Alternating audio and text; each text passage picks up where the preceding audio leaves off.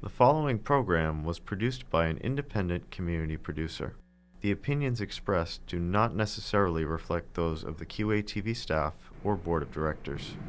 QATV, in compliance with FCC regulations, is prohibited from exercising control over the content of independent, member-produced public access programming.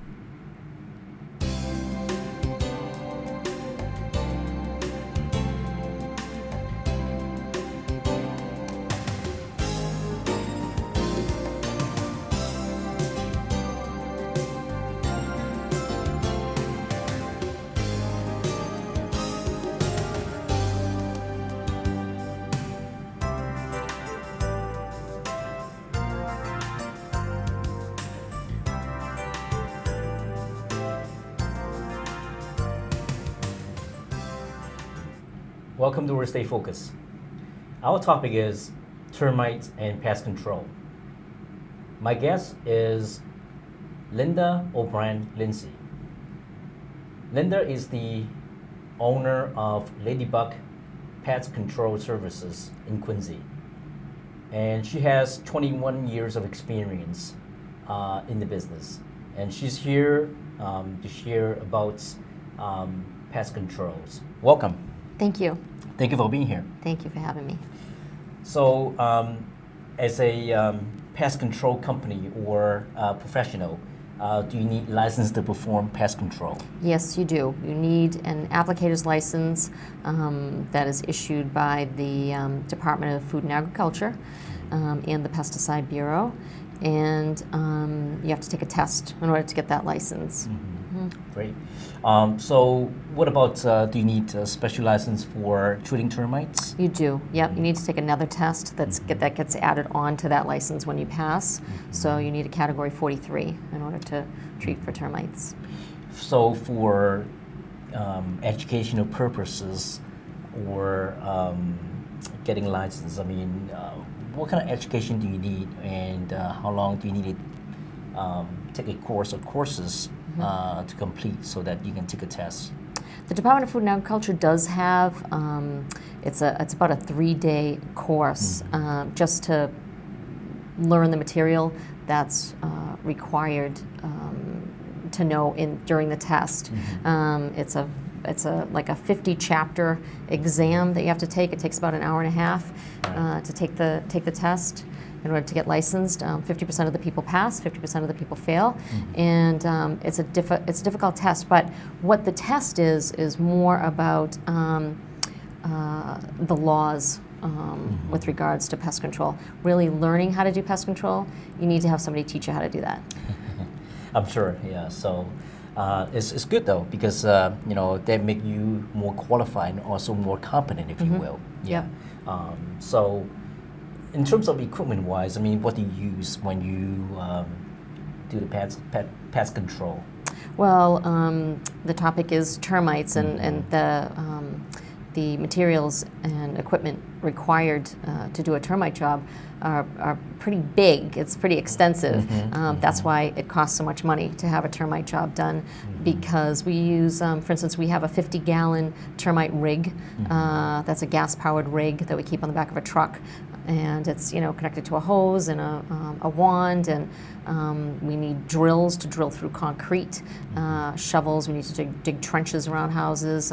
We need clippers. We need things to pull plants out, and sometimes bushes and things. Of course, with the owner's permission, to do a good treatment. So let's say if a homeowner would call you and say, "Hey, Linda, and I'd like to have you come in and look at the job, or to see whether any termites or competent ants found in the basement or foundation." So from A to Z, what would you do? I mean, what a typical termite treatment job would look like? Sure. Well, from the inspection to the job. Yep. So the inspection, we'd show up, find out if the homeowner is seeing termite swarmers, which are the most common form of termite that you'll see. Usually in the spring, you'll see 50 to 100 or more termites with long milky wings. They look like little small ants with long wings. You'll see them all over your floor, all over the back of your screen of your house. And so we'll go in, we'll identify them as termites. We'll go down into your basement, look for mud tubes going up the wall. Termites need a really humid environment, so they create mud tubes coming from the dirt, coming through a crack in your cement, and then up in the wall. So if you we'll crack one open to see if they're alive termites. So just take a screwdriver and just hit the crustaceans going up the wall to see if live termites will fall out. And if they don't, we'll tell you it looks like it's old termite damage. If live termites fall out or we see swarmers, we'll say you have live active termites and you need to have a job done. So do you usually found termites in like wet basements or moisture basements or something like that? Sometimes, yeah. Sometimes it varies. Right. Because they can create their own environment in those mud tubes, so it doesn't really matter. Right. And so in terms of season-wise, I mean, when is the most notorious time or season that termites might be around, if you will? Sure. Just like every other insect, it would be spring. Spring. Yep. Okay. Okay. Yeah. But this is the time. This right, is the time. This is the time right now. That's right. And so, how do you know if they are competent ants or termites? Well, carpenter ants, you'll see evidence of carpenter ants by way of sawdust. Yep. And that's usually the first signs that people see. They'll see some sawdust underneath a windowsill or a door frame or something like that. And or they'll also see the carpenter ants themselves walking around in their kitchen. They're most active in the middle of the night, and there's a carpenter ant right there. I think that's a red carpenter ant because I see a little reddish tint to that, which I've seen a few red carpenter ants in the past 21 years. But typically you'll see they're big. I describe them over the phone to people as big, beefy ants. Yeah, very muscular, very stealthy, big ants. You'll be startled by them when you see them. And so basically for the competent ants, from our experiences that they're usually in the floor joists, right, in the middle of the basement, if you will. Not necessarily. No, they're in door frames, just like termites. They're in door frames and windowsills. They can be in supporting beams, stairs, wood piles outside your house, the mulch. Exactly the same places that termites can be, carpenter ants will be too. And this is a piece of wood that you like to show. Is this damaged by competent ants? Is that right? Yes, I wish I had one that was damaged by termites. It's similar. Similar. Although the termite damage will be a lot smoother and won't have these little pinholes that you can see if there's a close-up of that wood. You can see little tiny pinholes. They're called windows. And they the difference between the carpenter ants and the termites are that the termites actually consume the wood. They actually eat it. And the carpenter ants don't eat the wood. They hollow it out so they can put their colonies, they can create their colonies inside the wood. So they create these little pinholes called windows. These little, you can see the hundreds of little pinholes. And they push the sawdust out the little windows because they're not eating the wood, they're munching it and spitting it out through those windows in there. So that's why you'll see the sawdust everywhere. I see. You won't necessarily see you won't see any sawdust from termites. What you'll see mostly are swarmers, and you'll see a powdery. Unlike that, but you'll see a more powdery substance when you hit a door frame or hit a windowsill or something, or if you open up a wall, you'll see more powdery substance. Right. So for termites, I mean, the what do you call that? The wood skin's a little bit crisp. Is that right? Is it just like it feels like a baguette or something like that, right? Like a baguette, like French baguette. It's like, is that right? It's more crisp. I mean, what do you call that? It's more crispy, if you will. It's more smooth. It'd be more smooth. It'd be more smooth. The damage would be more smooth. Okay. Right. Okay. So, but that's really rough. Very rough. Yeah. When you for termite damage, when you poke into it, it's all hollow. It's all hollow. It's not like this. No, it's not like Okay. that. Yeah. Yep, Okay. yep. You'll take That's a the screwdriver difference. and go along. For instance, Yeah. I keep using a window frame, but just for easier, because everybody knows what a window frame looks Right, like. right. But you could take a screwdriver and poke it through the window frame, and there'll Right. just be the veneer of the paint. I see. Behind it will be nothing, because Right, they consume the wood. They eat it all up. I see. Yep. So it's just the skin that cover the woods. Yep, Yeah. Okay. yep. Got it. Yeah. So, can people have competent ants and termites at the same time? Definitely. And that's really an important question, because if you have termites, you don't need a carpenter ant job and a termite job.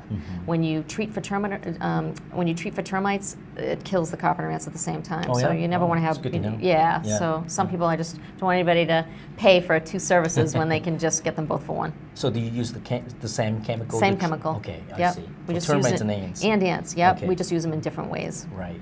So let's show a graphic of what termites looks like. That's termite, right? Yep, yep. They're really, really tiny. You can find termites by, well, I'll do a termite inspection when people see swarmers. They'll see them in a certain area. I'll go to the area in the soil where they were seeing the termites on the, if they were seeing them at a window, the Right. swarmers, I'd go below that window and start digging in the dirt and dig down, maybe 6 or more inches, and I'll see the termite workers in the soil. You'll see them. They almost look like tiny little maggots. I see. And what kind of termite was that? That's a subterranean termite. Okay, and they're different types though, right? They're different types. Okay. Yep. But this is the most often that you have seen. This is the subterranean termites will be the ones that you see up here. Okay, in New England. Yeah. Okay, and so for a regular consumer, if you will you hire a company to come in and treat their home? How much does it cost? I know that various jobs and various sizes. It really Yeah. varies. What we do is we come out, just to tell you how we figure out what the cost is going to be. We come up with a walking wheel, and we walk and measure the linear footage around the structure that has the termites.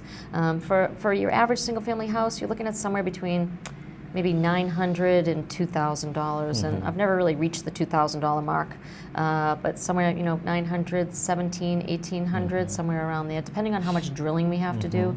And a typical job can sometimes take 4 hours, as opposed to a carpenter ant job, which might take about 45 minutes. Wow. Yeah, So, what based on your experience as a pest controller, what is the worst thing that you have seen in terms of termite damage in a property? The worst I've seen are damaged stairs, wooden stairs. The worst I've seen is a house in Squantum, actually. Okay. They were building an addition, and they needed to take off the outside of the house to build the addition, and the entire, underneath all the shingles and everything, all the 2x4s were just completely eaten out by termites. It was really, really very, very bad. So a lot of people would love to have mulches around their houses or outside the property, if you will, to make it look good. Yeah. And so, mulches are woods, right? And so they would attract termites. They do. So, by spreading much of the mulches around the foundation wall, would they attract termites? Definitely. They will? Okay. And every other insect. So I tell people mulch looks so pretty. It looks so nice on the outside of people's houses, but you want to have the mulch. If you have to have mulch, you want to have it it goes up against the foundation, but you want to have it some foundation before the last row of shingles or clapboard or siding. You want to have some space. Don't have the mulch all the way up to the bottom of your siding. You want to get your foundation dry. That's helpful. Yep. So always keep your foundation dry. Foundation needs to be dry. Right. That's good to know. Yeah, good advice. And so, if the neighbors getting the house treated for termites, would a termite go to next door neighbors or spread around? No, No? not at all. Okay. In fact, just about the opposite. They're finding that when we're treating with this termiticide that we use, that it's actually sometimes killing satellite colonies in neighbors' houses. When we're treating this one particular house, it can sometimes take care of the termites at the other houses too. I see. So in terms of treatment-wise, when the property is being treated, is it safe for pets? Is it safe for human beings? I mean, do the pets and also human beings would have to leave the property during treatment, or? Only if we're drilling inside a basement. If there's some reason why we can't get to the termites from the exterior, we'll treat the entire exterior anyway, but sometimes there might be a deck and we can't get to that. We know there are termites underneath that deck, but we can't get to the foundation underneath that deck, so we'll have to go into the house and drill holes in the basement. That's when we'd ask you to leave for a couple of hours, but otherwise, and that's not very common, so otherwise it's perfectly fine to stay in the house while we're treating the outside.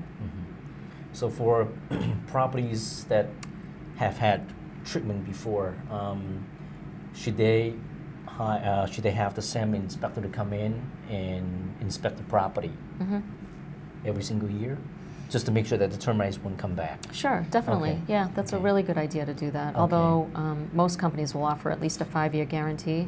The chemical that we use, that I think all of us use for termites, guarantees at least the chemical, which is pretty expensive, for about 10 years. So the chemical lasts for a long time, and it keeps killing termites for a long time. So, you know, it's not a bad idea to do the follow-up once a year and just, you know, check, make sure everything's okay. So basically, do you give them like a warranty or something like that? And Yep, then 5 years. 5 years? Yep, Okay, guarantee it so- for 5 years. So basically, within that 5 years, so if you have to come back and inspect the property to see whether any termites coming back or something like that, is Yeah. free to the owners? Yep, Okay. it is. Well, no, actually it's not. Sorry, I spoke too Nothing's quickly. free, right? Nothing's free. But we guarantee that you won't have termites back, but we don't guarantee, and I don't believe there's any company that guarantees if the termites do come back and cause damage. We don't cover the damage. So that's the reason why you'd probably want to do a follow-up inspection. If we do find termites during that follow-up inspection, we'll retreat it at no cost to you. So, but you might not want to go 5 years and then find out 4.5 years later, oh my God, I've had termites for the past 4.5 years and they've done all this damage. We're not going to fix the damage. We'll come back and retreat again for the termites. Okay. So, But that's unlikely that you're This- that you're gonna find termites. Very unlikely. Right, I see. Unless you know, the soil changes or you know the temperature changes. Right, or there's Yeah. construction, or you know, you do something radically different. You put in a swimming pool, and you rip out some trees that had termites in them, and they end up into your property again. I see. So, now when a property is swarmed with termites in the first time, I mean, does that mean like the damages have been done? It means the damage is starting. Starting. Okay. Yep. Yep. So it's a good time to get it treated. Definitely, it's an Yep. excellent time. Right. Yep. Okay. Now, when you do the inspection or observation of whether how much termites around the property, I mean, do you go up to the roof, to the structure of the property, or just mainly basement? Mainly basement, because they're Yeah. subterranean termites, so the termites are underground. So that's where we're treating. And even if they go up high, we're still treating around, because they're going to come back down to their colony, down to the ground, and they're going to pass through the chemical. I see. So, in terms of treating termites and carpenter ants, I mean, what kind of liquid do you use? What kind of chemical? Just give it a few names. If you Sure, will. Yeah. it's a termiticide, and it's called Termidor. That's the chemical that we use, and I think just about everybody uses. Okay, so it's pretty typical, if you will. All the time. We use. Okay. That's the only thing we use. Is it by law you have to use that? Oh no, there are other. Oh, There are okay. other. Yeah. There are other. But it's more effective. It's more effective. I It's the see. most effective. Oh, okay. Yep. That's good. Yeah. So, so other than termites and carpenter ants that we just talked about, what are the pests that invade a property or homes, if you will? Sure. Well, there's many different kinds. Right now, I think the most calls we're getting are for rodents. for rats and mice, and it's typically the change in seasons, spring and fall. So we're getting a lot of calls for those, and of course it's springtime, so we've got the bees, and trying to think of what else. I hate to mention, there's carpenter bees, there's hornets, there's yellow jackets, there's, you know, that kind of thing. I see. Yeah. Flies, maybe? Flies, lots of flies, which the mulch can also bring flies Is it? too. Oh, yeah, okay. yeah. So, and they can bring termites, and you can get mulch delivered with termites in it, and carpenter ants, flies, and I'm so against mulch, but it looks so pretty. But you just gotta, you know, if you treat it, I think a good idea is if you're gonna get mulch delivered, just have it sprayed. Have it sprayed in the spring. So, with your specialty, when a home doesn't have any pests, I'm talking about rodents or termites or anything like that. What if a home is warm with rodents? Certainly, I mean, they could be coming from the pipes, or they could be coming from the drain, or the neighbor's house. I mean, do you treat those as well? Sure, definitely. Okay. The common thing that we do for rats is we put bait stations on the exterior of the house to essentially poison the rats. They're locked up, so you know, cats and dogs and kids and anything that you wouldn't want to get into that poison can't get into that poison. But we put them on the exterior, and that usually takes care of them. And if they're getting into the house, we put snap traps and glue traps, and really gotta seal things up. Rats are very cautious. They're pretty tricky to get rid of, but we get rid of them all the time. Right. So now, after you caught the rodents, I mean, where do you dispose them? In the trash. In the trash. Okay. Yep. You don't take them home to barbecue. No, we don't. Oh, just kidding. Unless you live in a farm, right? Yeah, right. So, in terms of finding pest control companies, I mean, what are the good websites or resources to find those companies or vendors, if you will? Definitely go on the internet. I think the best, besides the internet, word of mouth. Call your friends, call your family. Have you used a pest control professional? Who would you suggest? If they've had good luck, pretty much, you're pretty sure that you probably will too. Yeah. So what should they look for when they look for a company? Somebody who's licensed, somebody who has experience. Somebody that's probably been around for a long time.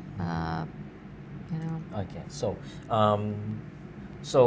now I've bumped into a couple of houses with I think carpenter bees. Is that what they call them? Yeah. Okay. So how do you know? I mean, they're usually outside the house. Is that right? Yeah, they are. Yeah. So how do you know? I mean. Just like carpenter ants, you'll see sawdust. They'll create sawdust too, because they're hollowing out the wood just like carpenter ants.